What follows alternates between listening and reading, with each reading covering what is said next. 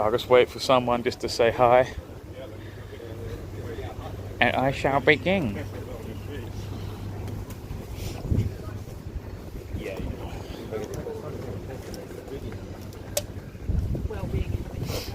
Evening, Greg Romford. Welcome. Yeah, welcome. Yeah, I'll begin. So, I've just got off at Paddington station here, and I'm staying around here, right? And I thought, you know what? I'll do a little live stream, because this is essentially, guys, with you guys, the back of Paddington station, right? You have the canal, all the canal boats here and all of that. And I'm staying on one of these boats, right? And the rules are a bit different with canal. I don't know exactly the rules, right? So I'm only looking after the boat, right? But you can move the boat pretty much anywhere within reason, right? Keep moving on. But you're allowed to, in this particular area, you're allowed to stay for 18 days. And then you have to move the boat, right? But essentially, where this is all new, right? Look at these flats, look at all of this, everything, right? This is essentially a 15-minute neighbourhood. Not a 15-minute city, 15-minute town. They're all different names, but the neighbourhood is the more accurate name for it, right? So everything, I'm going to walk around here, everything around here. So people go, oh, we've got to stop the 15-minute neighbourhood, as if it's like a distant plan that is to be implemented in years to come. The 15-minute neighbourhoods are already here, guys. All of these new kind of flats, they all look the same. They're all kind of like the same looking. They're all here, and I'm going to show you. I'm going to walk around. I'm going to tell you right now, you're not going to see any small independent businesses. Because what the plan is globally, all different postcodes, everything will have a little 15-minute neighbourhood. And all of the small independent business, they're all going to be wiped out. And all of the big corporate chains, because remember, we don't live in a capitalist society, we live in a corporatist society, guys, right? It's totally different from a capitalist one, right? This is big state. Look at this ugly building. This is the big state and big businesses working together, right, for their own mutual interest. That means wiping out small competition in terms of businesses, wiping out the small competitive businesses, always keeping the big businesses on top. I've never actually been over it. I'm going to look over it. And also taking away your civil liberties when it comes to the big state. That's what this is about. So you're going to see no small independent businesses here. You're just going to see big name brands. Because the government, or the state I should say, the state is dictating to you what businesses they think you need. And obviously it will all be the GMO foods, it will all be the crap, you know, big pharma, all of this, it'll be all pharmaceutical sort of things, all of that. Do you know what? I just realised where I am. I'm right by, do you know what? I've never even thought of this, guys. I'm right by GB News headquarters. I just remembered, I thought I recognised this place. Obviously, I do not trust GB News. That is a totally controlled up organisation. We've already proven that in UNN, right? They are proxy funded by 1 degree. They are funded by Bill and Melinda Gates Foundation and George Soros. Is GB News by 1 degree? Yeah, this is GB News. So you're trying to tell me, right? So in this big 15-minute neighbourhood area, you seriously trying to tell me this is where the resistance, the supposed freedom news network, oh look, Marks and Spencer's, you know, you won't find any small business here, guys, I'm telling you, right? This here, because I was out here one time, this business here, this is all GB News, right? You know what, had I known this was here, I would have been out here all day waiting to talk to people, right? Had I known that. I just couldn't believe it's so near to where Paddington Station is. But yeah, there's no way in hell that these guys... The reality is, guys, if you really want a pro-freedom news network, it's things like UNN, things like UK Column, where they start off pretty much in basements, pretty much, or in little storerooms. That's really where resistance begins. It doesn't begin suddenly in these big multi-million pound studio apartments. It just doesn't work like that. If an organisation comes along, it has millions and millions and millions of pounds behind it immediately, that's not a grassroots organisation, obviously. So thank you, Nightbot, for Tony Garrett, I should say, for triggering Nightbot. So yeah, let's have a look, right? So I'm going to show you this. So people go, oh, the 15-minute neighbourhood, we've got to stop them. They're already here. They're stealthily being built. A lot of people don't kind of realise it. The infrastructure is already in and it's actually been a coldest day. For the first time, I'm actually wearing my coat in a long, long time this year. Throughout all of summer, I pretty much was wearing a vest and like shorts, etc. It's the first time I've actually been wearing jeans and a coat as well. So let's have a look at this 15-minute neighbourhood, right? Because that's what it is. It is without the name, it is, but minus the title.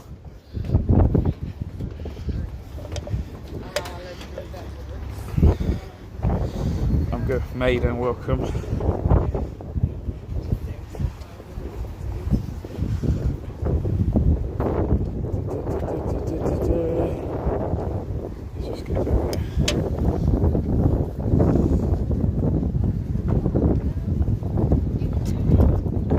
I wonder if this is a small independent business. The only thing they can get is a trailer, maybe. And it'll be interesting. They're called Torelli. Maybe someone maybe search engine that, preferably not Google. I would ideally recommend Brave. But someone searched that. Torelli. Is that part of a big chain or what? I wonder. That's masquerading as a small independent business.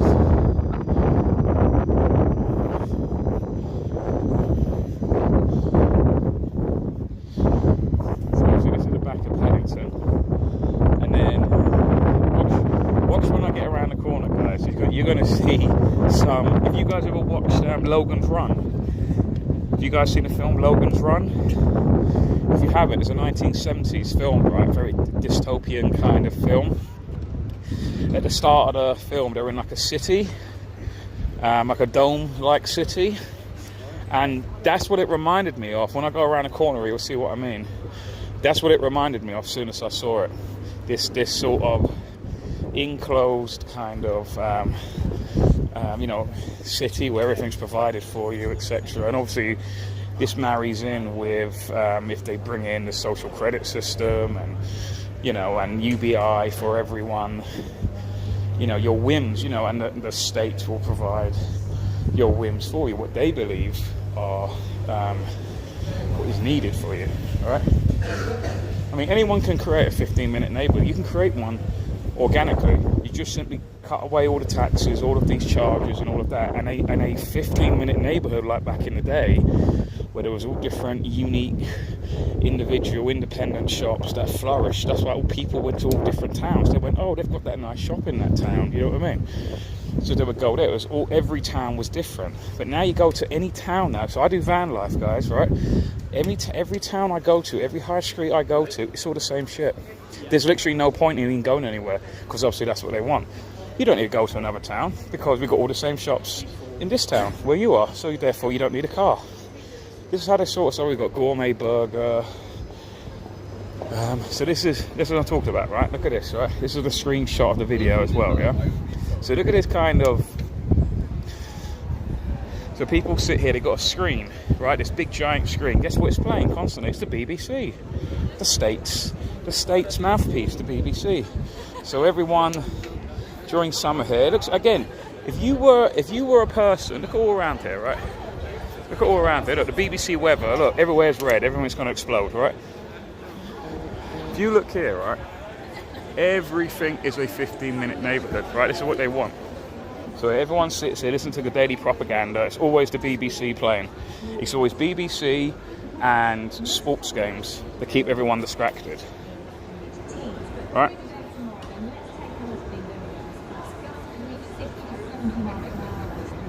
So you've obviously got Sainsbury's local there in the corner.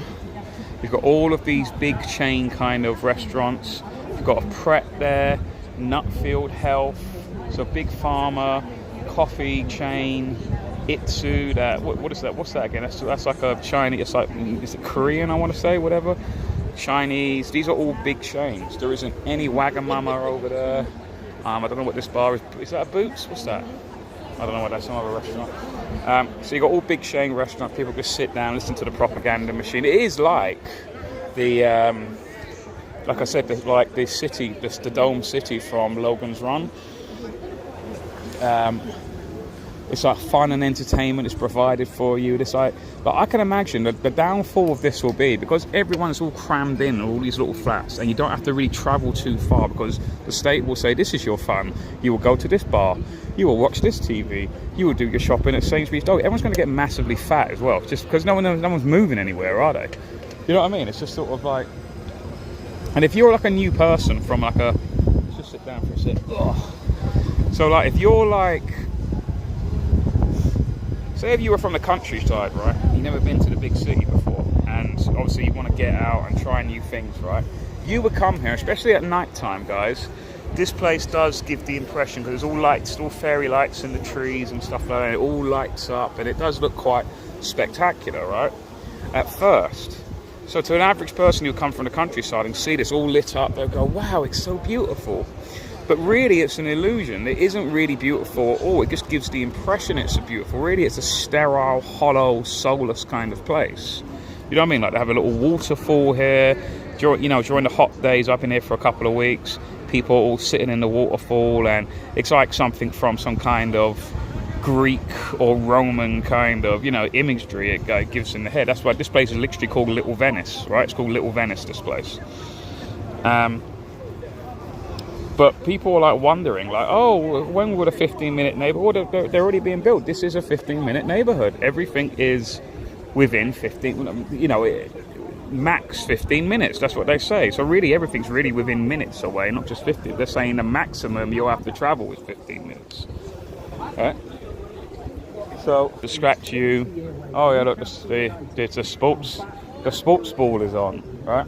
Give it in mind, I used to like football, I used to like boxing and all that, but once you see through it all, you just sort of go, nah, sorry man, I'm not going to get distracted by this shit anymore.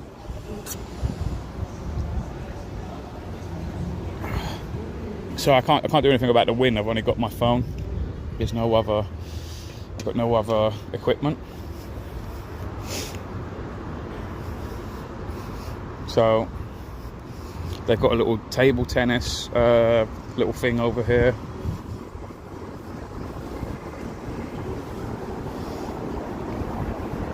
So this is essentially the future, guys. Like I said, at first glance, it does look somewhat beautiful, but it's the wrong word to use, because I don't know, when I use the word beautiful to describe this place, it doesn't feel right. It feels dirty. Oh, what's going on? Oh, the dog's falling in. Oh.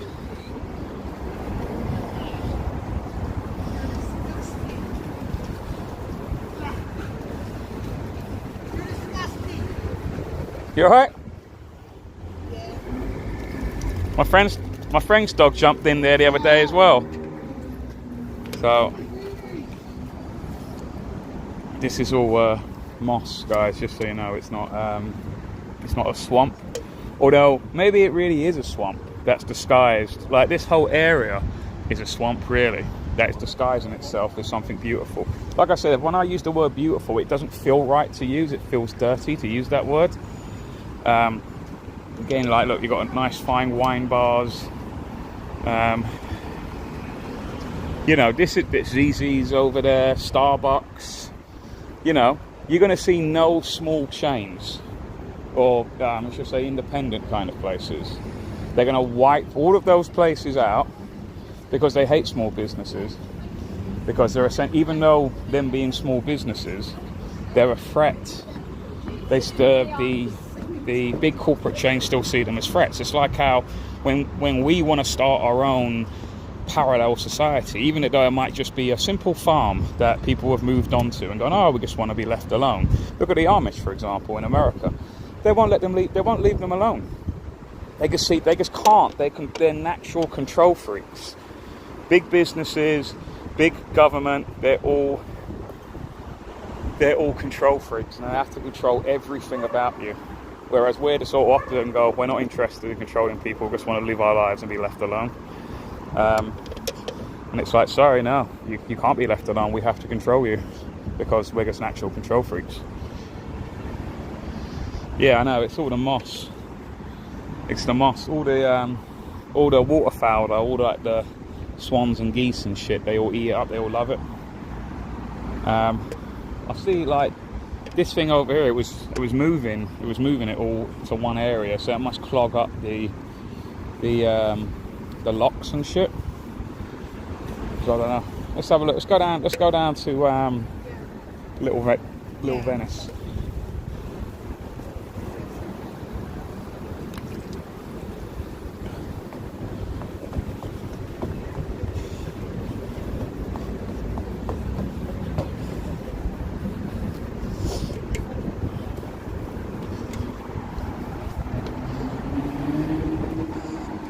Yeah, no sunlight can get through. Yeah, it's all big, tall, ugly eyesores, and the ugly architecture. You know, again, it gives the illusion to make you think, oh, this is a really cool looking building. It's not. It's ugly. It gives the impression. It's basically like a pig with makeup on. Do you know what I mean? Oh, it's a really pretty pig. It's got makeup on. It's like it's still a pig, mate.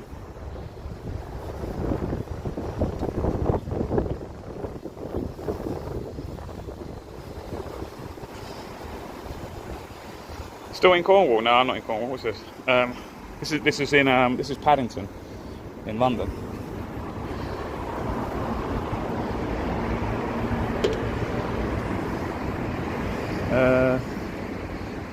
Solar panel carbon processors. So I was catching up some of your comments. Drain the swamp. Yeah. Duckweed, is that what it is? Duckweed? I just thought it was moss.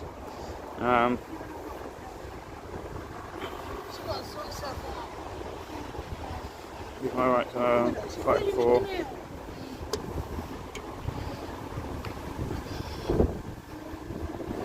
Go back under a wee smelling bridge. Beach might be about, yeah, that's true. Like, I mean, I hate harping on about it. I can't get it out of my head. It's like the guy goes to known gay dogging spots in Manchester, records it, goes home, actually sits down and edits the video, and then puts it out. Like, that's fucking hilarious. Like, how gay is Charlie Beach? He's basically like, you know what Charlie Beach is like? He's basically sort of like Russell Brand. Do you know what I mean?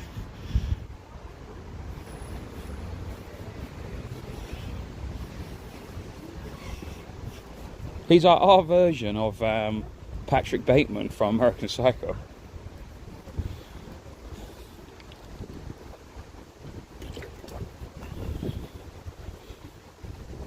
Anyway, this is no longer a 15-minute neighbourhood. This is just getting back out to old style architecture. So I've been around in the boat, I've been around this little duck pond over there. That was pretty cool. But here you've got all of the sort of rich elitist kind of housing, you know, traditional architecture, you know, beautiful stuff, the one that all the rich people have. You look at any council building as well. Most council buildings are usually beautiful buildings. So they move into all the luxury sort of places, and you get the shit. And you get the shit that they'll say, oh, but this is new. This is new. This is brand new architecture. And they'll trick you. It's like modern art. Because that is what architecture is. It's part of the modern art con. And they'll go, oh, look, it's beautiful, isn't it? And they'll trick you to thinking that it is beautiful. They'll go, look, it's really, really cool, isn't it? It's really cool. And then you'll go, yeah, I suppose it is cool. But they'll go, don't you get it? Can't you see how beautiful it is? And you don't want to look dumb. And you go, oh yeah. That's all modern art is. It's just a giant con. The only artists that those modern artists are con artists. That's all they are. But go back to I think I might as well go back to, what's this, Little Venice.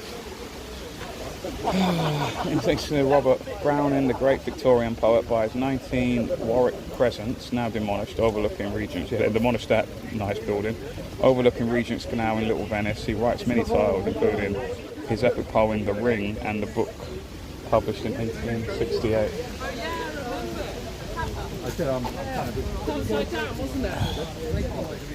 Let's just go to that bridge, right?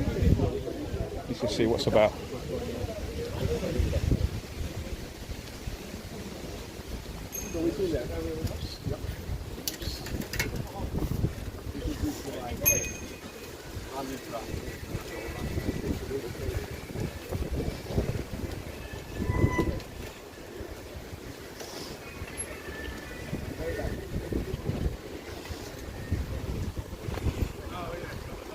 So, it's actually a really nice area.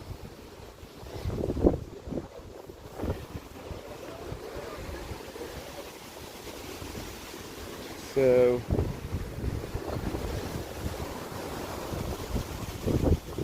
obviously it looks way better when there's a bit of sunshine to it, as it has been for the past 2 weeks. Like I said, it's the first time in a while I've actually been wearing my coat and jeans. Let's go back to the 15-minute neighbourhood.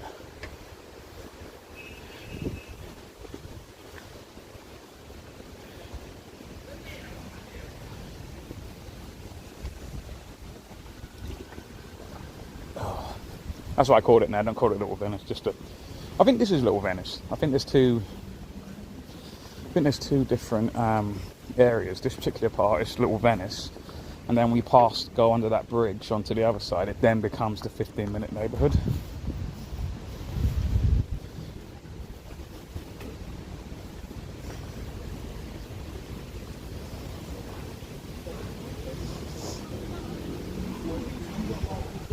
Knock on a boat.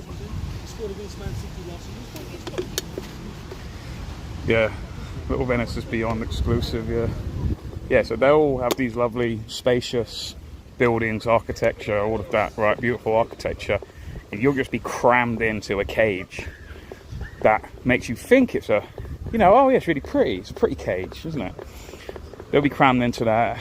They'll have all of the unique, independent shops, that's free range and non-GMO, etc. And all of that, you know what I mean? All of the sort of non-chemical shit that's put in foods. And you'll be stuck with Sainsbury's and Marks and Spencer. Because Marks and Spencer have a con, it makes you look like it's something special. It's really not.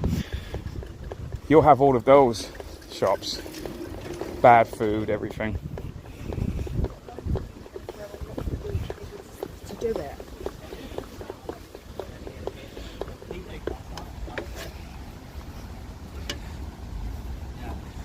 What's this thing? What's this? It's a bit. What was that? Was that from the enforcer? Simon Ball. Never. Welcome, Simon Ball. Never heard of him. He's a bit of a hypocrite, I feel. So yeah, time I moved on from Charlie's channel. Yeah, he's a total fake rebel, that guy.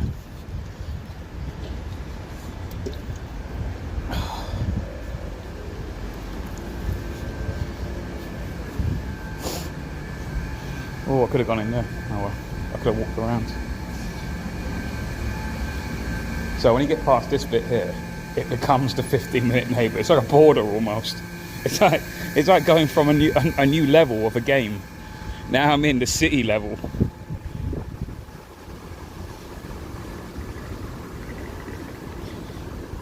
Let's see what's here. Grand Union Canal, right?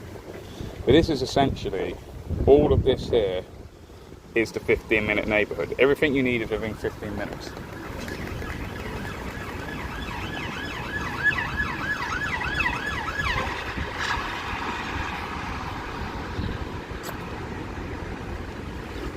Hey, we're not in Venice anymore.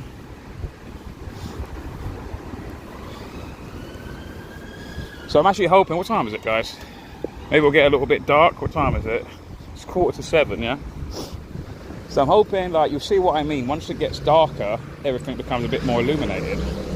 And again, it gives the impression that, wow, this is so pretty. to, you know, the first thing you'll come to. But it just doesn't feel right using those words, because it really is like there's something in your guts that tells you that you're not using the correct word, even though you want to say, oh yeah, it's beautiful, it's pretty. It really isn't. It's sterile, it's soulless, it's hollow.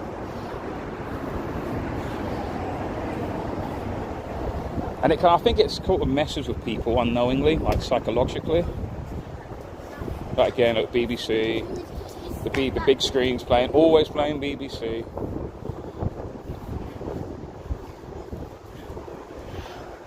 Lebanese restaurant here.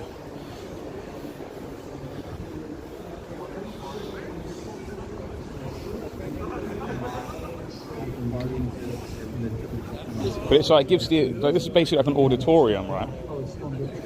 And it will give the impression, that, everyone can sit here during insert sports game here and have a good laugh.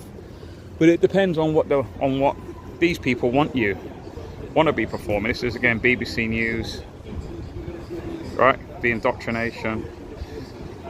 Like I said, it's like, especially when in summer and at night time, people sitting in the little waterfall over there, and wow, isn't this?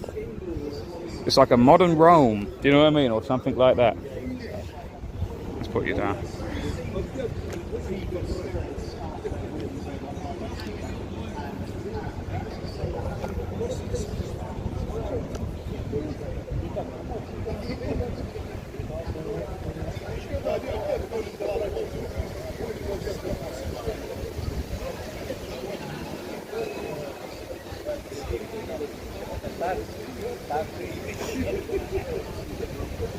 Hanging Gardens of Paddington.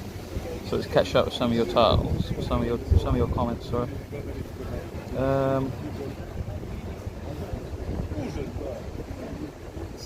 See YouTube demonetize Russell Brand. Yeah. Thing is, guys, you know, my opinion on that is that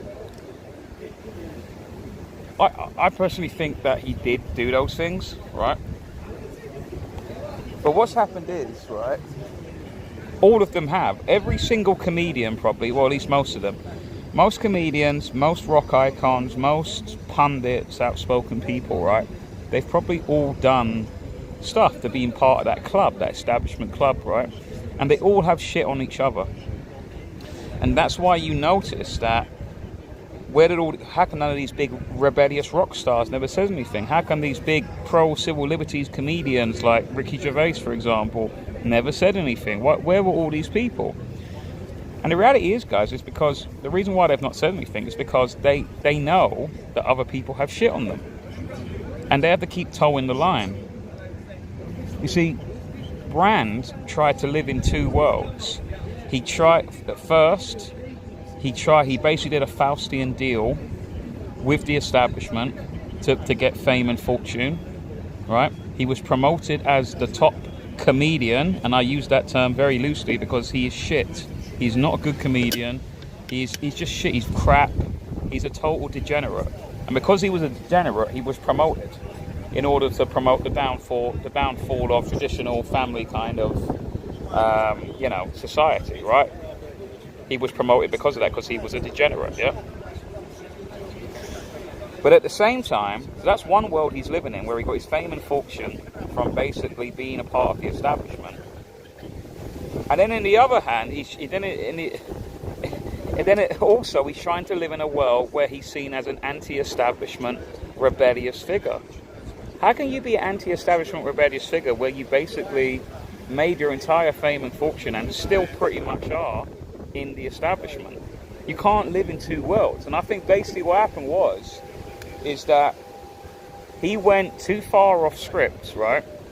He thought he could live in both worlds. He went too far off script, and then the Faustian deal, the devil came 15 years later to claim his soul. And everything he's built now is basically going to come down. But you can't. This is what happens. But originally, I do think he has done the things that has been claimed against him, because you just look at old footage, everything, he's very much like that. And because he was in the club at the time, the establishment club, he could get away with it. All of those establishment types do that, right? All of them. You see the BBC, it's just a constant churning out of wrong-uns, just the BBC alone, never mind any other sort of organisation. They've all done shit. And they all basically live on this code where, okay, I won't say anything if you won't say anything, so let's just continue living our lives, making money, and setting out our principles. Yeah, YouTube has demonetized them. Yeah, finally. Yeah, because it's a Faustian deal is here to collect now. The devil's here to collect his due. I mean, I just don't understand how you can claim to be anti-establishment, but yet everything about you is establishment. You know, it's an oxymoron in itself. And you've got people, like, I noticed that all the spiritual people in this freedom movement are all defending him. And I think mostly that's because they just fancy him, really. And because they think, oh, he's so deep and spiritual like me. And it's like, yeah, you're all about symbolism. What about the fucking number 33 that's tattooed on his fucking arm? He's basically got the mark of the devil on his arm, right?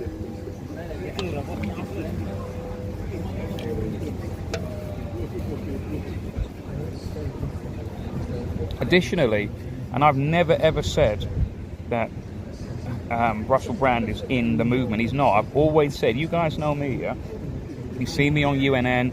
David Clues is even worse. He fucking hates him. He's constantly always mocking Brand, right? Even long before this, right? But Brand has never been in our movement, because I'll tell you something, right? I remember in 2021, he was doing his fucking bullshit, annoying YouTube channel. By the way, he makes like $5,000 per video on monetization ads. I mean, how the fuck did that guy, how is it possible that someone with over 5 million subscribers, can get away with saying the stuff he was saying? That guy was protected to a certain point, right? Until he went too far off the reservation, and then they came for him, right?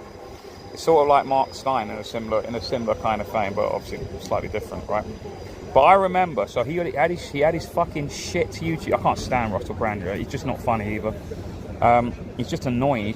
He's like, I agree with. Has anyone recently seen the video of Sean Locke? Far superior comedian as well. He's obviously, unfortunately, died now. Sean Locke. He died. Was it last year? The year before? There's a video of him talking about Russell Brand on some panel show, like 8 out of 10 cats. I think it's 8 out of 10 cats, yeah. And he's basically describing Russell Brand. And it's just so accurate. It's just such an annoying cunt. And one thing I remember, he's doing his shit show, going on about, oh, vaccine passports are bad, vaccine passport, Klaus Schwab, right, and all this, right? He was literally performing in a venue, doing his shit comedy gig, right? Doing a comedy gig at a venue in Brighton that demanded vax passports. So how the fuck can you be against vax passports but then go and perform in a venue that demands to see proof of vaccination? Fuck you, Russell Brand. You are not in our movement. You are a fucking charlatan that's trying to live in both worlds and trying to be this cool, edgy guy but being the establishment at the same time. He's basically the cool and edgy guy you can get in the establishment. That's what he was. But he comes to our sort of movement and tries to think he's Billy Big Boss. Fuck off. You do not belong in our movement, right? You cannot be against vax passports and then perform in venues that demand vax passports. I know this for a fact because I was going to go down to Brighton that very I didn't. There was a reason why I didn't, but I know people like Mad Mix went, and a bunch of other people as well went. The protest is hypocrisy. So fuck you, Russell Brand. I hope you get everything that goes to you, because I do believe that you did do those things to those women because you were protected. You were in the club at the time. That's the reason why people go, oh, why are the accusations 15 years old? Because I could believe that those women did actually try and do something years ago, but because he was protected at the time in the club, in the establishment, because all the media, all of the journalists, all of the comedians, all the music industry, they're all in the same club, right? And you're not in it, as George Carlin says, right? And they probably did try and do so. It wouldn't shock me. Not saying they did, it wouldn't shock me. But because he was protected at the time, because he was promoting degeneracy, because he was the way that he was left alone. He was doing something useful for society. He was on every TV. Every young person was inspired by him. Like, it's like how sort of Andrew Tate is. They're all inspired. Oh, yeah. Oh, yeah, women are bitches are hoes and all this shit, right? All of this shit, right? And now he's gone too far. He's no longer got that protection. And the journalists literally go to them now, right, we need to destroy this guy. He's gone too far. The end. But I couldn't give a fuck about... This isn't a free speech argument. This isn't anything like that. It's just that the devil has finally come for his due. You wanted fame and fortune. You got it for 15 years. Now we basically want your soul. That's what this is about. Yeah, you look at any... Go to the Sean Locke video. Go to the Sean Locke video that I'm talking about, right? About Sean... I'm sure it's got to be on YouTube or something, right? Sean Locke, Russell Brand type in, I imagine. Something like that, right? And you just look at a montage of, like, Russell Brand's. Like, I used to hate... I mean, I could not stand Russell Brand. I mean, guys, listen, I mean, it's so fucking obvious, yeah? Russell Brand literally hosted a show called Big Brother. It's right there in fucking plain sight. Big Brother. What, the Orwellian thing from the novel 1984 by George Orwell? It's right there in fucking plain sight, guys. Hello? Is anyone paying attention? They're basically laughing at you. It's just clown world stuff. He literally hosted Big Brother. A show that was basically dedicated to put a bunch of people into a house, like a 15-minute neighborhood, you could say, where there's cameras everywhere, and they're telling people what to do, tasks, and get their little fucking rewards and treats, like a little social credit system. That's basically what Big Brother was. It was basically a microcosm of a 15-minute neighborhood. They called it Big Brother for that reason. He was the host of it. Hello? You know what I mean? It's right there in plain. You've got a fucking number 33 tattooed on him. I mean, you can't make this any more obvious. You get fucking retards in this movement, like fucking defending him. Oh, it's free speech argument. It's nothing to do with free speech.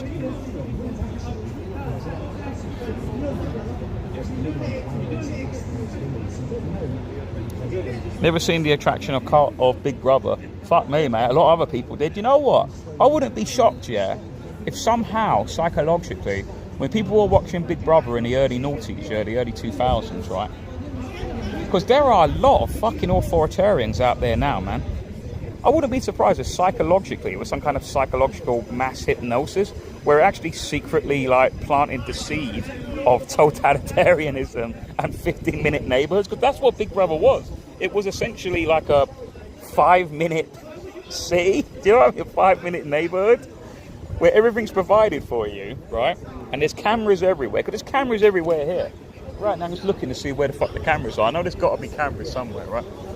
Because this is London. London's the most watched city in all of the Western world, yeah? I see cameras right there. Look, right there in front of me, right? See that white thing below? Is that a little... You know, see that thing?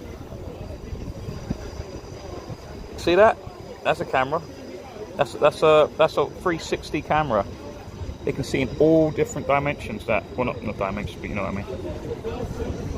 There's one over there as well. Look, I see it. Now that I've seen them. One there. They're everywhere. So we're basically... That was basically, like, the whole Big Brother thing was essentially like a micro 15-minute neighborhood, if you know what I mean. Cameras everywhere. They tell you they've not got to... We're still building up. The infrastructure is here, right? So right here, everything's here, right? Infrastructure, the what do you call it? The isolation, all of that. Yeah, look, the trees are starting to light up. Oh, doesn't it look pretty, right? But eventually they'll get to a point where, look, the BBC propaganda. The BBC is the state. People get that, right? Surely, right? It's like the BBC is the mouthpiece of the state. It's the state broadcaster, right? You got, like, look, you got Joe Biden. You got Joe Biden on the leader of the, well, he's not really the leader, but he's the figurehead of the empire, right? Of the American empire. He ain't leading shit, but you know what I mean.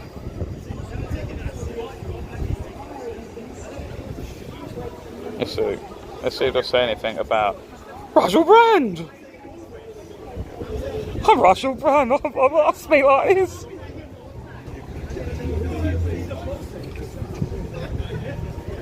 Let's watch the propaganda.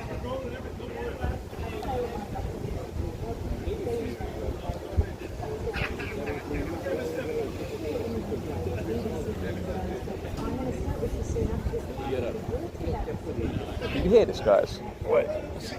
All these are speakers. See these things? Look. Ain't these kind of like fucking where's that speaker? Is that a light or a speaker?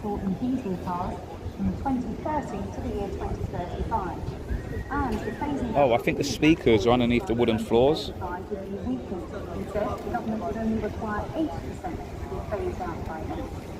Prime Minister is considering announcing these and other changes later this week. Peter Saul joins me now from Westminster. Peter, what has prompted this watering down? If I sit here, I mean, not that. If anything, I'm saving you guys from the. See, look at these guys here. They're all like, don't get me wrong, right? Nothing wrong with that.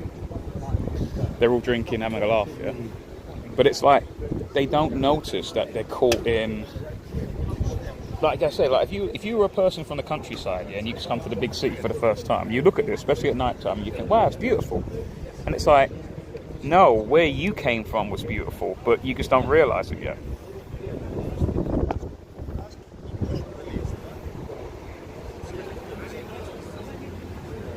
You've got some kind of propaganda army add-on. I mean, this is fucking hell, man. This is propaganda, man. Look at this. Oh, let me zoom in. This is some propaganda shit.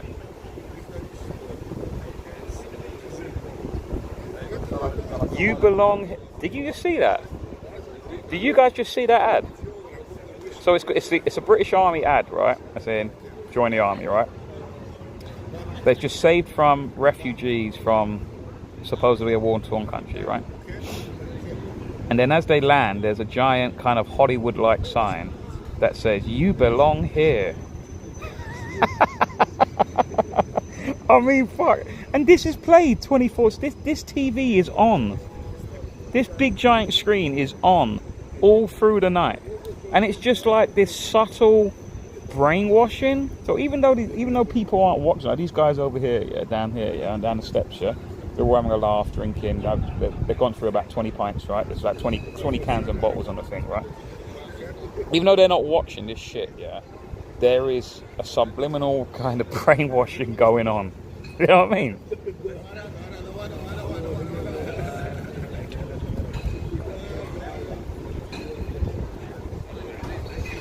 Yeah, they're trying to fashion it like New York, was it Times Square, is it? But they're trying to have that kind of Roman-esque kind of Greek kind of feel, where it looks like a heavenly, you know, beautiful kind of spot. Do you know what I mean? But really, it's all steel and glass.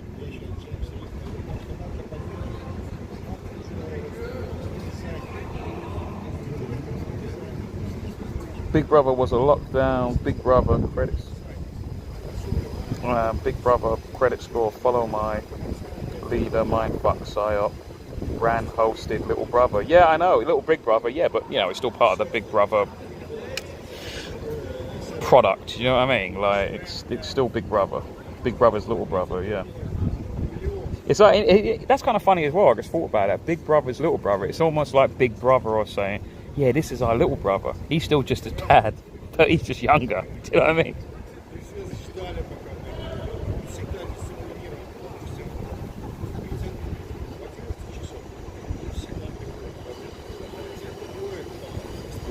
And I never saw, tell me if I'm wrong, guys. I've been to every single march, right? Well, not every single march, but I've been there from the start, yeah? And I've been to pretty much all of the major marches, yeah? Whether it be in London, whether it be in Newcastle, whether it be, you know, wherever it was, York or whatever. I've never seen Brand at any of these. Has anyone ever seen Russell Brand at any march? Anything?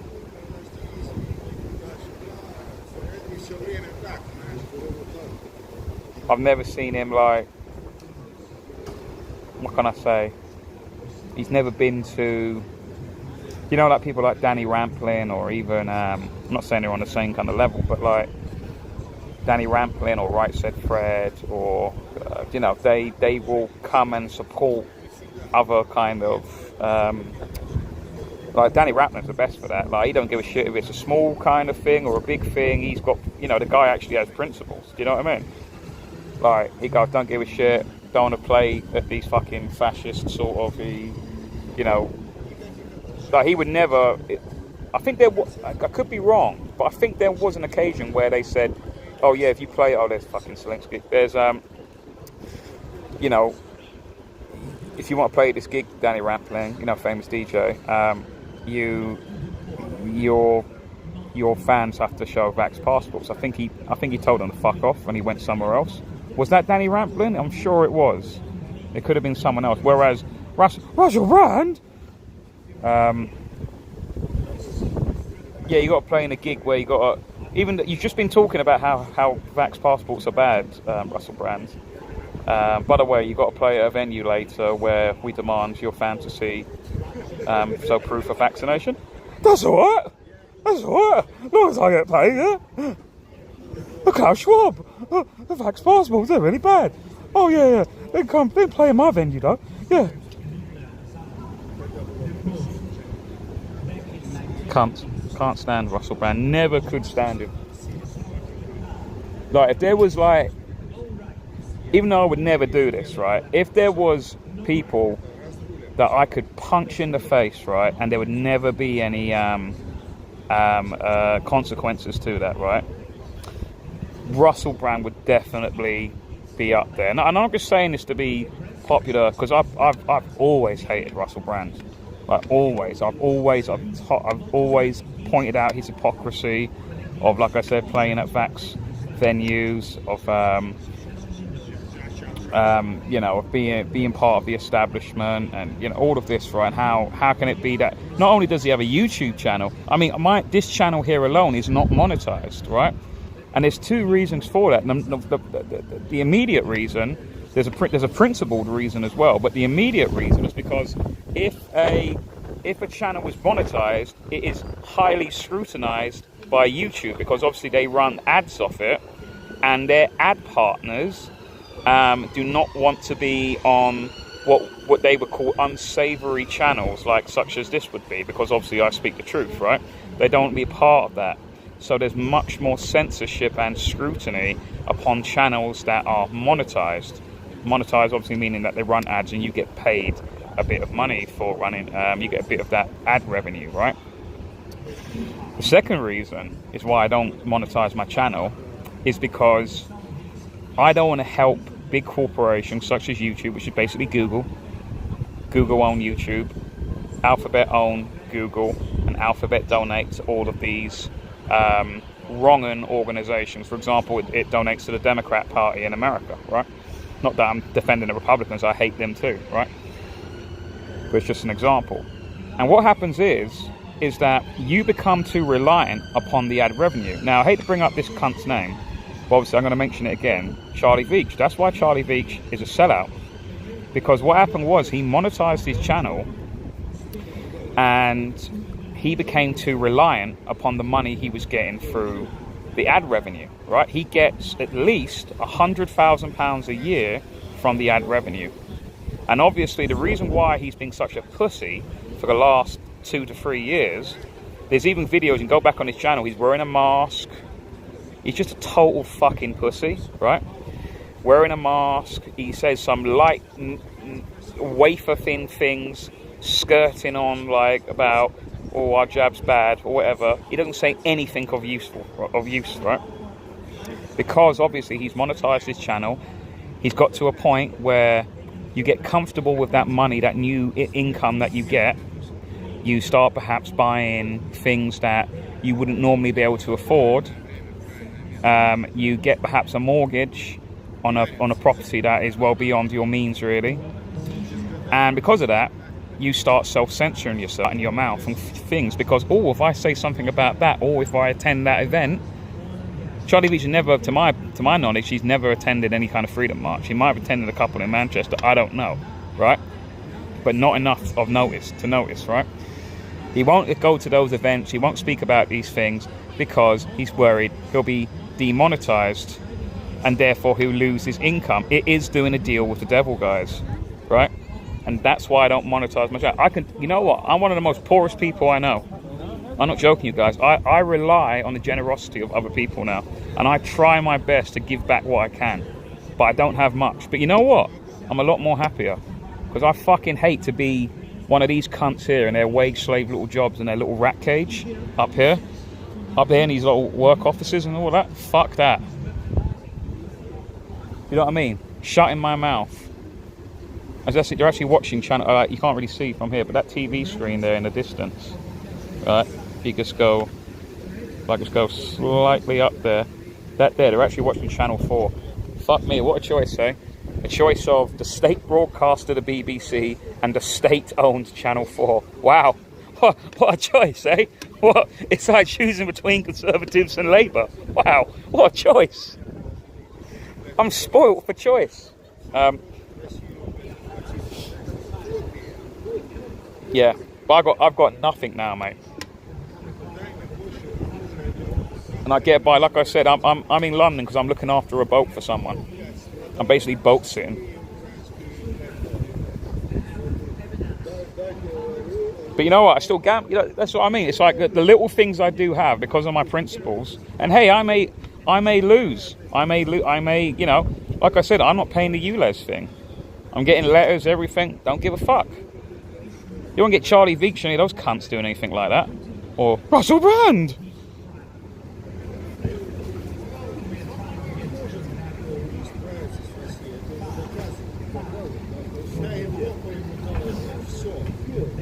Yeah, exploiting people with drug problems in Manchester City and hanging around places where gay men meet for sex. Yeah, he does that. And much as a faggot that Veach is, yeah. I mean, like I said earlier, I mean, this is just fucking hilarious. He literally goes to known gay dogging spots with a fucking camera phone, films people noshing off each other. Now, first of all, like, I'm not being funny, right? But who really gives a fuck if they're doing that? Who gives a shit if gay people are meeting up? It's like, we all know it happens in Soho, for example. Who gives a fuck, right? And his excuse is, oh, children might see. It's like, who the fuck? What children are going around at fucking 11 p.m. in the fucking bridge in Manchester? You know what I mean? Like, he's such a fucking retard. It's unbelievable. It's like, we know all of this happens. Don't try and be like a big moral character with standards, Charlie. You're only doing it because you want to generate a video so you can generate your fucking ad revenue so you can keep making 100,000 quid a year. Don't try and fucking pretend you got morals or standards or some sort of freedom fight, you little cunt. Oh, when I see that bloke again, mate, you think I destroyed that guy last time. Ooh, the shit I got on him now, mate. The shit I know about now, I will decimate that guy out of existence. It'll be like the TARDIS leaving. You know, like it goes in and out of time. It will just disappear. That's how much I will eviscerate that guy if I ever see him again.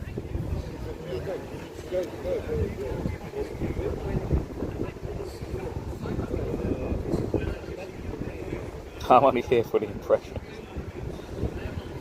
He's 33, state operative, is the Brotherhood.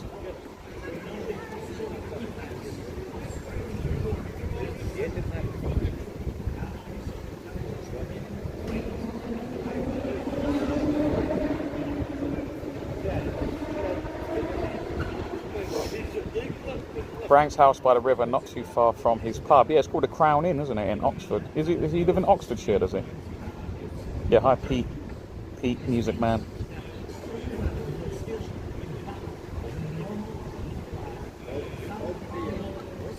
Frank's pub is in a road called Piss Hill.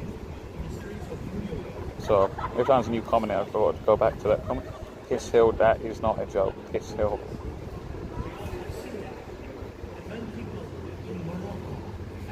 Yeah, so that's the reason why I don't monetize the channel, because of that. Because unknowingly, you will become reliant upon that income. Like, if I monetize this channel now, for example, there's possibility with, what have I got? I've got about 3,600 followers, right?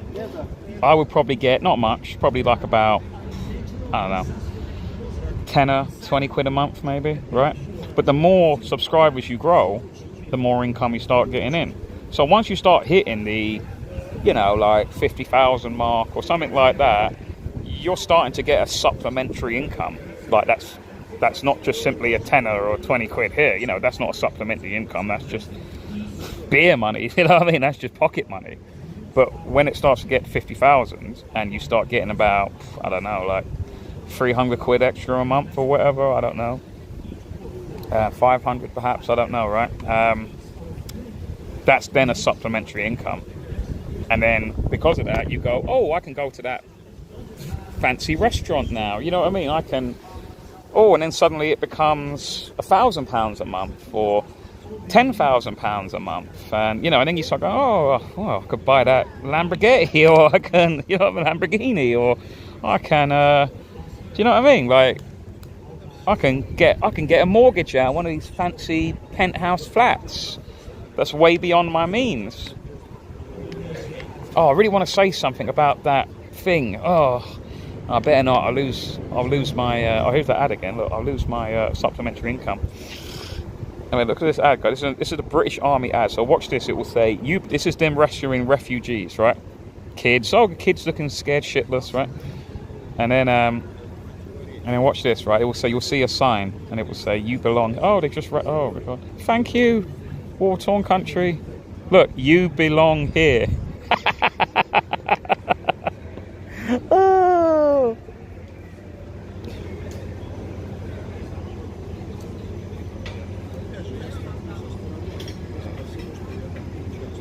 If you have a walk around now that it's a bit dark, you can see the beauty of a 15-minute neighbourhood, the fake beauty, the false beauty. So again, think of yourself as a young child that's just left the countryside. You know, it's like the same equivalent. You know, like people, young people, they go to Hollywood if they live in America. They go to LA because to get out of their, you know, what would be considered redneck kind of towns, or middle America, you know, flyover country as they crudely call it, even though it's just as beautiful as anywhere else, right? If not more, I would argue. To go to the cities, right? They try and belittle. That's another kind of little psyop that they do. They say that, oh, it's flyover country, to emphasize that no one really wants to go. It's only there to fly over. You know, it's a ship no one's got, but it's all countryside. It's all rural. It's all farmland. They only use it to get from one city to the next, east coast to west coast, etc. Right? But the reality is, the truth is that those flyover countries, those flyover states, are far more beautiful than any New York City, than any LA, than any Hollywood, than any San Francisco. Do you know what I mean? All of that. That's the reality to it. So that's another little thing. It's like I said, it's like you go to any, you look at any film, right? In many films, Hollywood films, they make the Amish and the sheriffs to be total doofuses, right? To look like they're total morons and idiots and backwards and all of that. Where in reality, the sheriffs, not that I'm a big fan of any kind of state official, but the sheriff is usually pro-constitution, pro-freedom of speech, pro-Second Amendment, pro-firearms, right? And that's why they hate, that's why you look at Dukes of Hazzard's, Boss Hogg, all of that, they're made to look like total idiots, right? Because that's the reason why, and that's why they go, oh no, you need city police. City police are anti-free speech, they're anti-firearms. I've met police here, for example, any police here, for example. Same with the Amish. You look at how the Amish are portrayed in Hollywood. Like, look at Kingpin, the bowling film, right? Woody Allen. The Amish are seen as idiots, doofuses, morons, right? Gullible people, you know, just people who are not well educated. And in reality, the Amish are possibly the ones who will save us, really, by us looking at what they do in their community and going, we need to copy the Amish in some aspects, in terms of farming, in terms of agriculture, in terms of bushcraft, you know, all of that sort of stuff, right? So that's the reason why it is a psyop in a way. It's the same thing. So really, so you look at this, right? You go, so imagine now you're in the mind of a teenager who's just, say they're 18, they're 19, whatever. Oh, Mum, I don't want to live in, I don't know, Devon, whatever. I don't want to live, even though Devon is beautiful. Devonshire is beautiful, right? Or Cornwall, or even Kent, parts of Kent, or whatever, right? They go, oh man, it's so boring here. Like, you know what I mean? Oh, I want to go. And then they come here, and immediately they'll be, because they're young and naive, possibly even through university, another indoctrination factor, right? Then they'll look at this and go, oh my God, it's so beautiful. Wow. Oh man, this is so much better than my backward farm, you know, agricultural, beautiful, clean air land. Like, do you know what I mean? With animals on it and all of that. Oh man, this is so much better. I get to go to Pret a Manger, have my coffee. I go to Nutfield Health to get my fucking big pharma drugs to pump me up with bullshit. It gives me other side effects. I get to go to Sainsbury's then for dinner, you know, buy something. No, just, you know, buy some sandwiches or whatever. Got shitloads of GMO in it and all that fucking shit. And then I'll go to that Lebanese restaurant there that's overpriced and shit. And like, oh my God, it's so beautiful. And all my neighbours live all by me, and I don't have to travel like 5 miles to see my neighbour or whatever, because, you know, back in the rural country, all of that. I'm telling you, they will be fooled. They will genuinely be fooled, especially if they're watching all the Hollywood movies of, wow, the big city's so beautiful.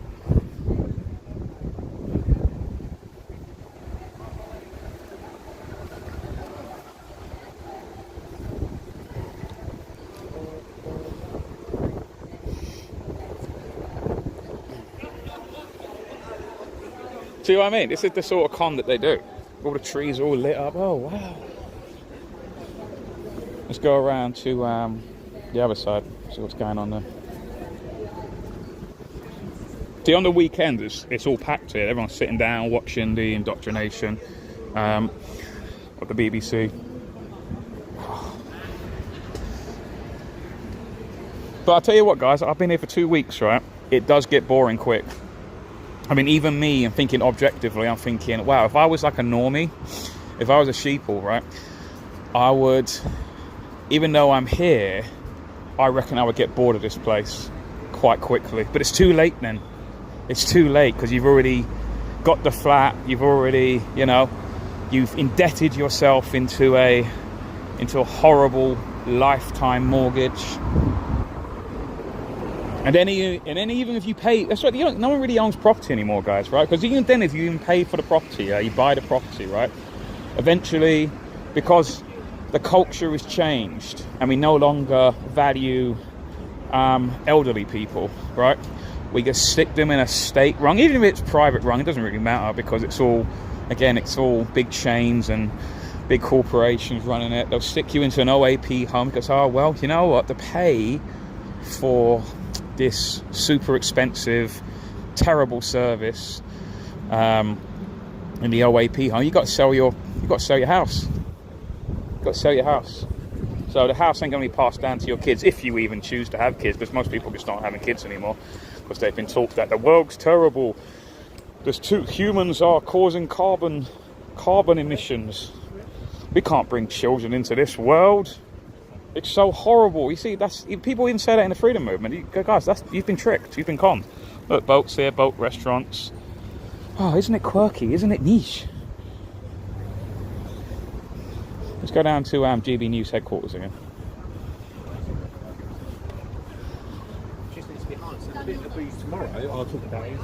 Maybe I'll see Martin Brannan, aka Dan Walton. Isn't it funny, guys, as well? How come Dan Walton hasn't got the same treatment as Russell Brand?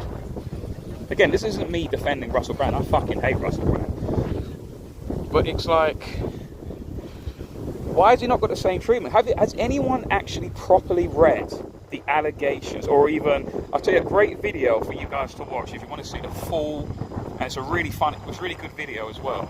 It's by Nick Cotton, Scum Media. Or Jacked, or whatever, he's got loads of sort of fucking names. Unwashed, all that.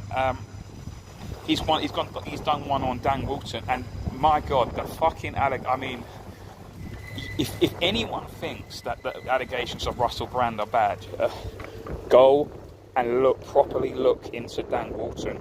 that stuff is fucking psychopathic, the stuff that he has been accused of. But yeah, all of the mainstream media have not done what they've done to Brand. Why is that? There is actually more evidence to support that Dan Walton has done the stuff that he has done compared to the stuff that Russell Brand has done. But yet they're silent because Dan Walton is protected. Because the Byline Times is not really in the club. It's not really in the establishment club. It's slightly just outside of it. So Dan Walton is still protected. Like I said, the whole GB News operation is a total controlled op organisation. And I'm not saying that as hyperbole or anything like that. It is.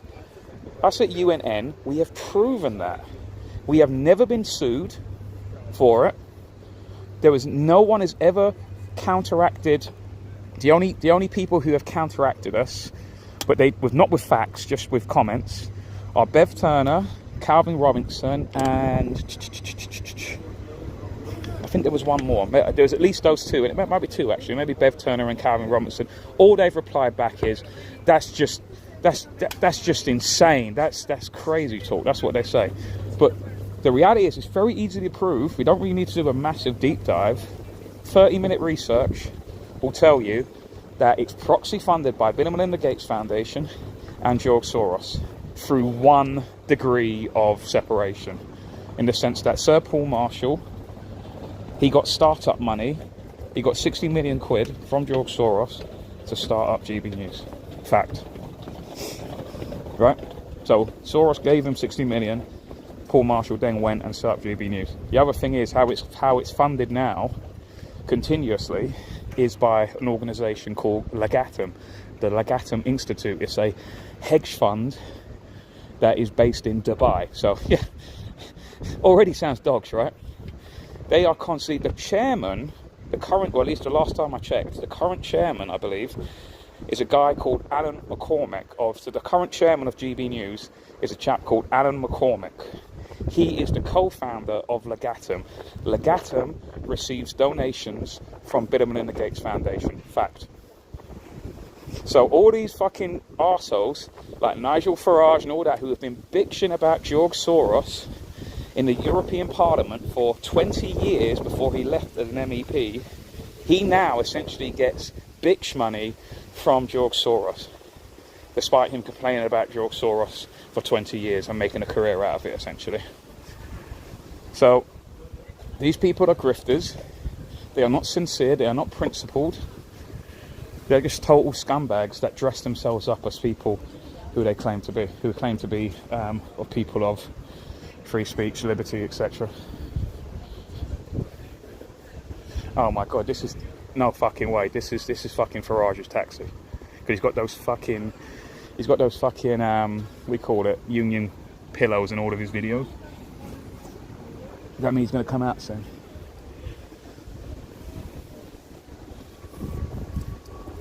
Throw this in the bin.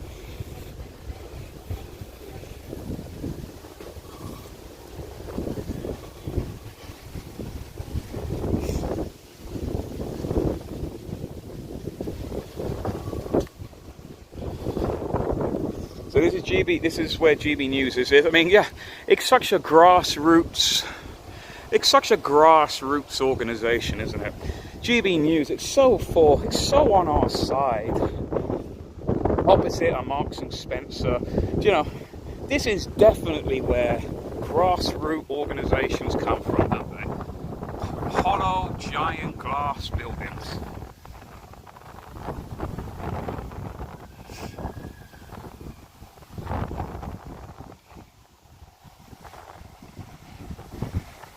Yeah, Mr. Fry, what do you think about Tony Blair?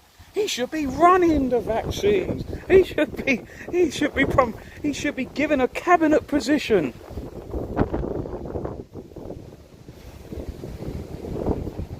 That's a great serious thing. Yeah, that's actually his taxi, guys, because if you watch any Nigel Farage videos when he's in his fucking little cab, right, he's always got those Union flags behind him, Union flag cushions.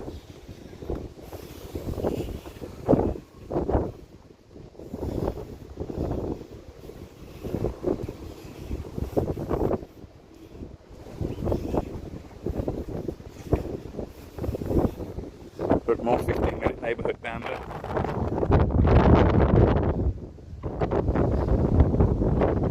So this is why, guys, that I don't want to be in this society anymore. I don't want to be like, I'm outside of the mainstream. Do you see what I mean by this? I mean, not just as in UNN and this live stream. I'm talking about like in life in general, right? I don't want to be part of this society anymore. That's why I don't I don't want to fund it. I want to pay as little taxation into it as possible.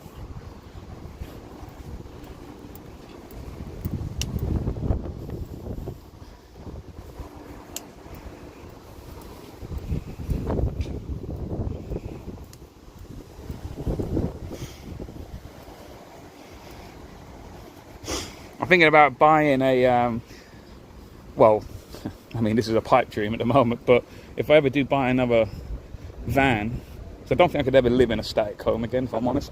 I want to be on the move, just in case shit does hit the fan or whatever.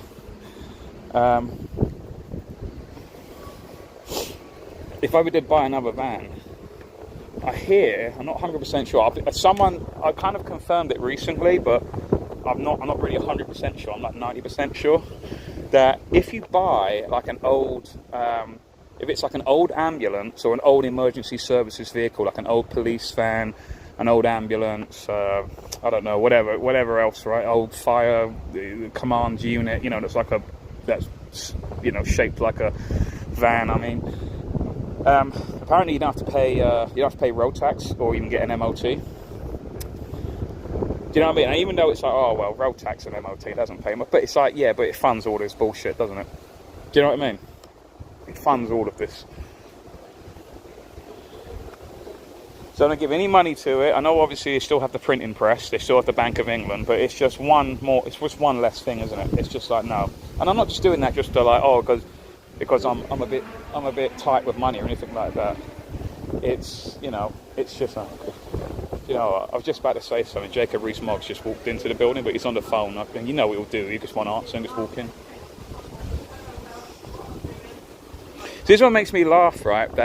So Jacob Rees-Mogg's just walked in, yeah, right? This is what makes me laugh about GB News. You've literally got morons, right, in this movement who'll go, GB News, it's the nearest thing we got to a freedom network. It's like 4 of the fucking presenters. There's 4, not just one. There's 4 presenters that are literally a part of the governing party of this country. You've got Jacob Rees-Mogg, a cabinet position minister, right? Jacob Rees-Mogg is one. You've got what's his name? Lee Anderson. He's the deputy chairman of the Conservative Party. You've got, what's her name? The Scouse. What's her name? Fuck. She ran for leadership, blonde, quite pretty. Her. And then you've got another one, but he's just like an normal backbencher MP. I don't think it's anything special. But you've got 4 presenting government MPs. And people look at me and go, yeah, it's the nearest thing we got to a freedom network. I mean, you're a fucking moron if you think that.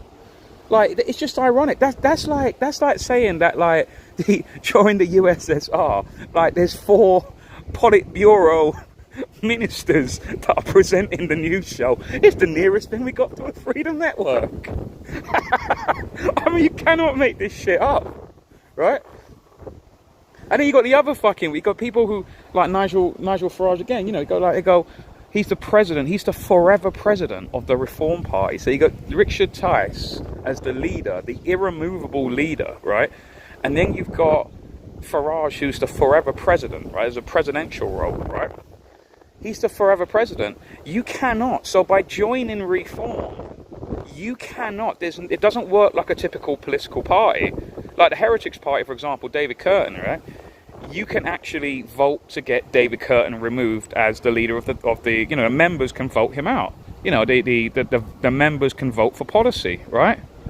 But with Reform and Lawrence Fox's one, Reclaim, you cannot remove these people. So essentially you're joining a party that you have no power to.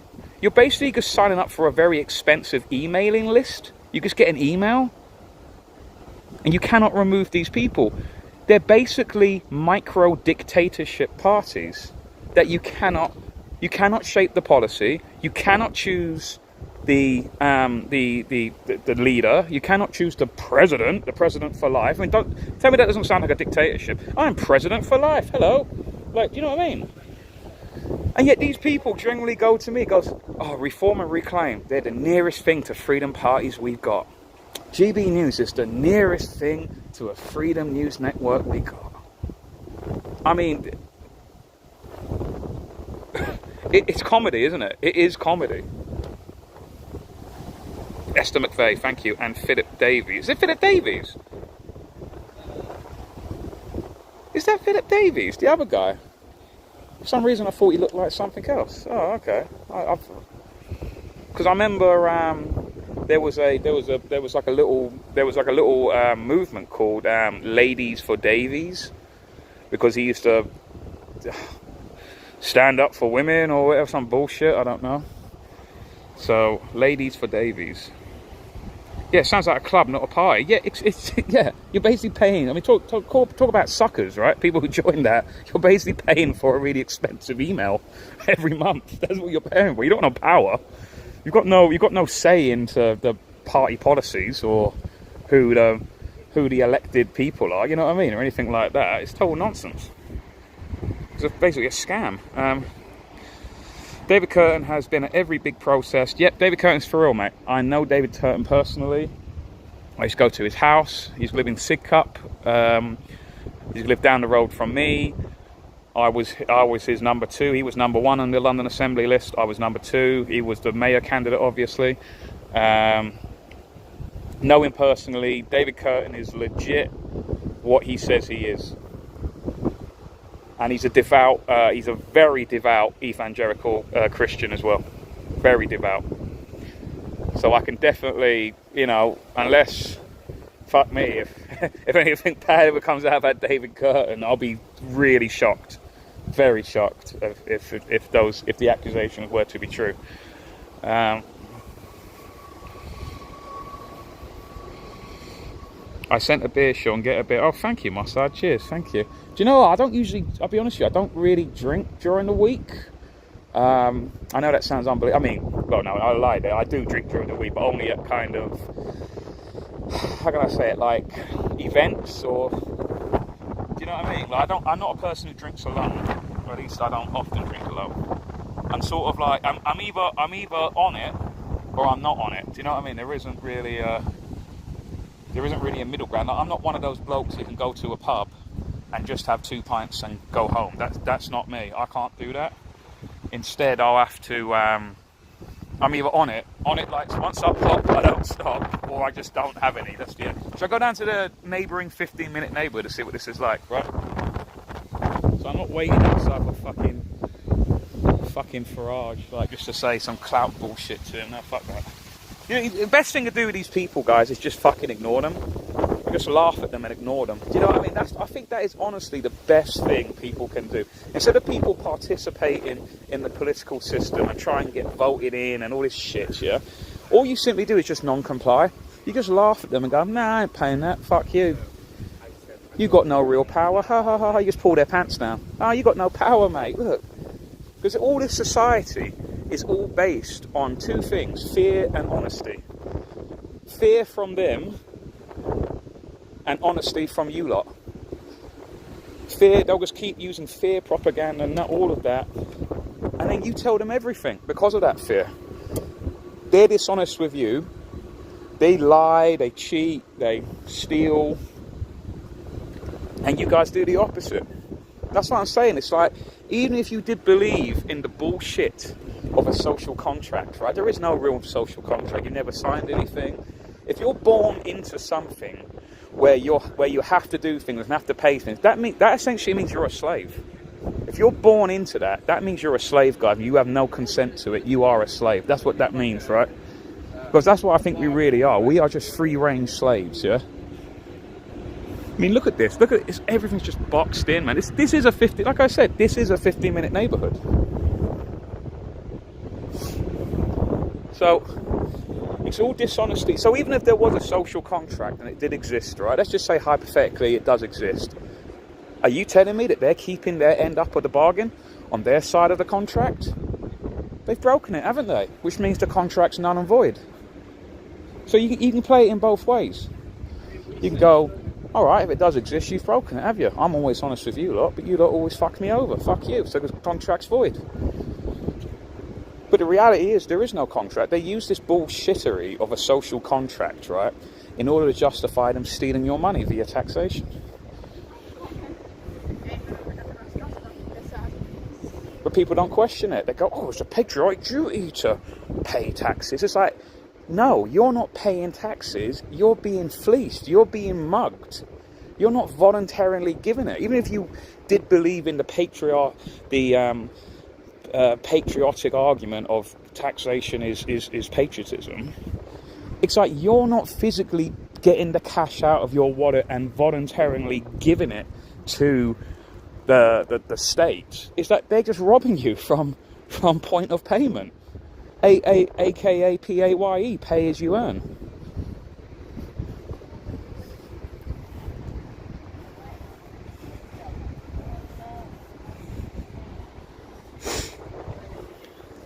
So we've got a little fountain again. So people would sit here, oh, a little fountain during summer. Oh, isn't it amazing? Wow, it's so beautiful. This is what they say. You alright, mate? Do you need some help? Don't talk to me like that. Don't look at me like that, mate.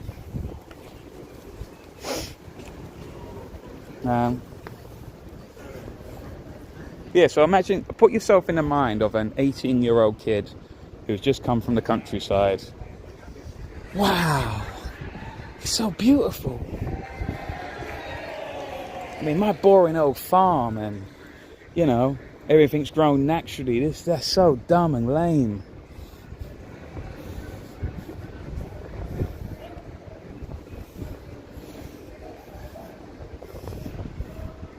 So yeah, this is the next this is the next neighbourhood. You know what I mean? The next 15-minute neighbourhood. So this is what I'm saying. Oh, we've got a Tesco over here. Oh, look, you've got variety. You've got a Sainsbury's over there. You've got a Tesco here. Wow, I've got freedom of choice. It's just like when I go to the polling station. I've got Labour, Conservative, Lib Dem, Green. Oh, wow, I'm spoilt for choice. They're not all the same.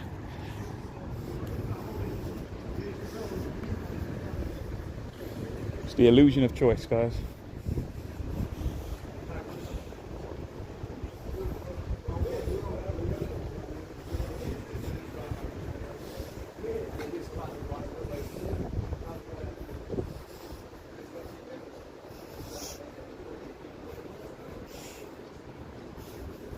Oh look, they've got a super drug. Oh yeah, more big pharma crap. Yeah. Like I said, it's all the same shit, isn't it? Maybe a different name to it, but it's all the same shit.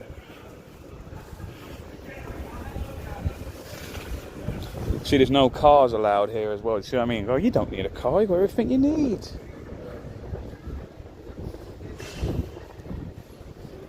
You've got little scooters that track you everywhere. Brew dog. That's another shitty hipster thing that pretends to be. It's, you know, I fucking hate hipsters. That's another thing I hate. They all pretend to be like, we're anti-establishment. Look at the way we dress. It's so unique, even though everyone dresses exactly the same. It's more like a uniform. We're so against the establishment. Anyway, here's our new store plunked in this 15-minute neighbourhood. Here's our new bar. Right next to all of the big corporate shops that we supposedly despise.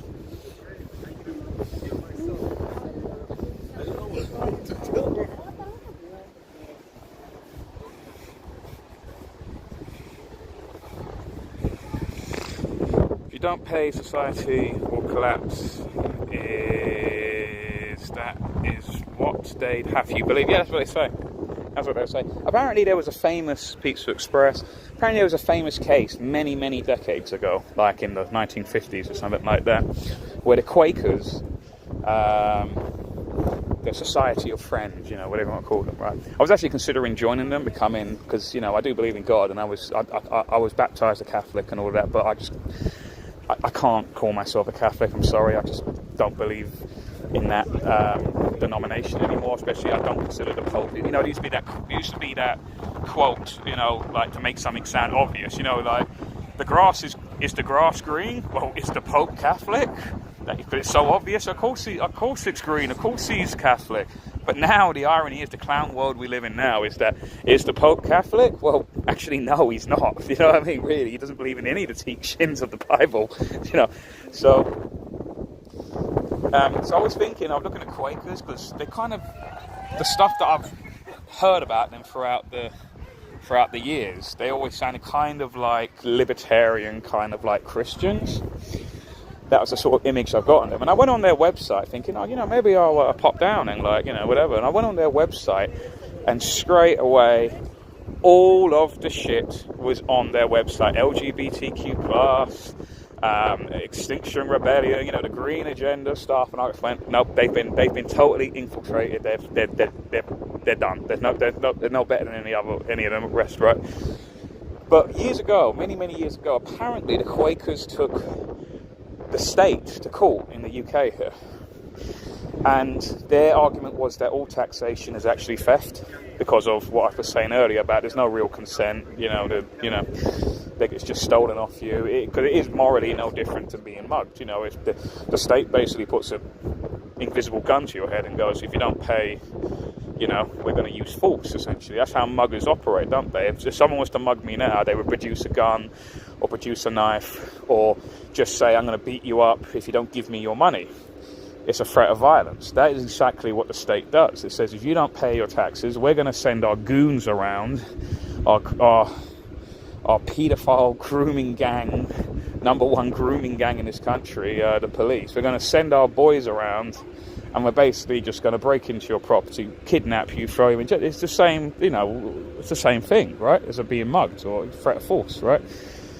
So that's what they proved in court. And what the judge came to, in the end, was that the summary he came up with was, well, yes, you're morally correct. It is actually kind of like, it is theft, right? The judge said.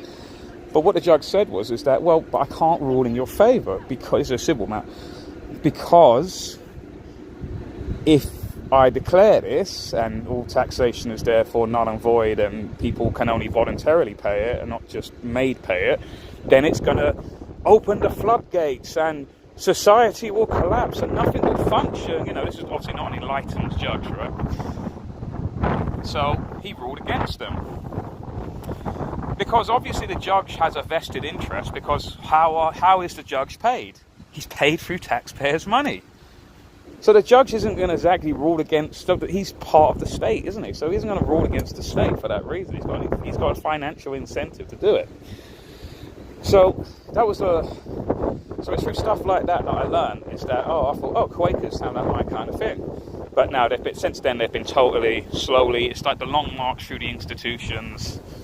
They've been slowly infiltrated through probably Marxist-like sort of people, godless people, you know what I mean? That, you know, like all these people who join these organisations and stuff, free speech organisation, or whatever, free speech union, or Big Brother Watch, and all of this. It's like they're just Marxist, really. Do you know what I mean?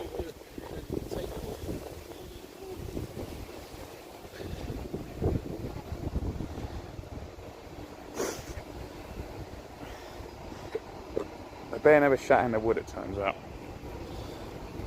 So here we are again at GB News headquarters, that grassroots organisation that's totally for freedom. Right in the heart of a 15-minute neighbourhood, essentially. Opposite Marks and Spencer's. I think, you know, last time I was here, I mean, not earlier, I mean, like months and months ago, Patriots Flo was here as well. We saw Neil Oliver, he came out, he went to Marks and Sparks. Got a lovely little sandwich. I said, all right, mate, can I have a chat with you? Can I fancy an interview? Oh, I can't. Oh, I got to do this. Or whatever. I can't do his nice little Scottish accent. I can't do it. But it was like, oh, I can't do it. I went, all right, okay. And then who else came out? He had, what's his name? Another fucking not like at least he doesn't pretend to be like a freedom person. What's his name? Because most of the people on GB News are really not for freedom. They're not pro liberty. They're most like I reckon 70% of the GB News product is actually anti-freedom. Like, you look at all the presenters and stuff and you tally them up, like they're not for freedom, most of those people. It's only like a very tiny niche group of people that I don't really think are really for freedom, but even if you had that argument, they're really not for it. But most of the products are openly not.